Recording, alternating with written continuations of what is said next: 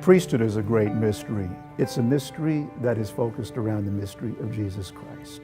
And a man who is called to be a priest is called to immerse himself in that mystery, to be a mediator between God and man, particularly through the holy sacrifice of the Mass and by the sanctification that takes place through the sacramental life of the Church.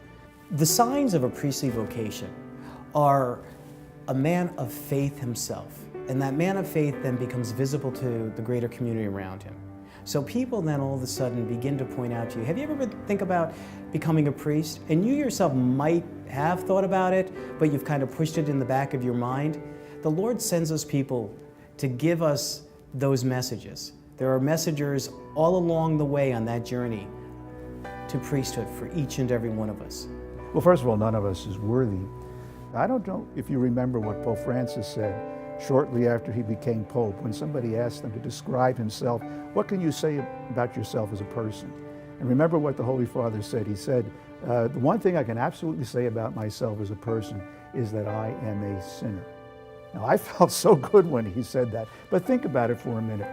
Would the Lord be calling somebody who he wants to be compassionate to sinners who didn't have an experience of the struggle in his own life? He wants people who understand the struggle of sinners and who understand that by turning to Jesus, we find all that we need in order to become holier. A man who is called to be a priest has to love Christ because he is called to love the church, the people of God. And so a man who is discerning a call to the priesthood has to look to our Blessed Mother as the example by which we are all called to follow, to humble ourselves the way that Mary herself humbled herself, to be open to bear forth the presence of Jesus Christ to the world around us in the same way that our Blessed Mother bore forth the Christ child. None of us are worthy.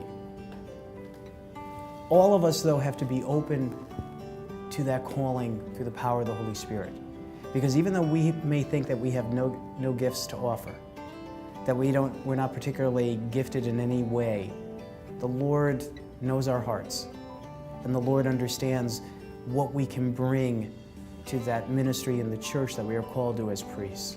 I don't know if there is such a thing as a perfect person other than Jesus and the Blessed Virgin Mary. We were all born with sin. We're all influenced by sinful patterns around us. We've all experienced them in our lives.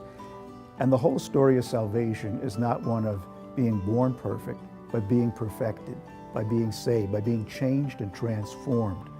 The important thing for any person thinking of becoming a priest is that he not be afraid to let God do what God can do inside of him. It's not about us, it's what God does with us, with this human clay that we're all made out of. But God can work wonders out of dust and clay. It is essentially important for us to stay open to a vocation, because it is ultimately Christ who is calling us. And we, through discernment, need to find out and understand the life that God is calling us to live. What men discover about themselves when they're living in the St. Isaac Jogues House of Discernment in Watervliet, or when they go off ultimately to seminary, is they come to discover more fully the gifts that they themselves have through the power of the Holy Spirit. Men are not obligated to finish, but I think what's important for a discerner to recognize, are they willing to find out the answer to that question? Because if you never go down that path, and then you live with that wondering for years and years, whether or not was I called to be a priest?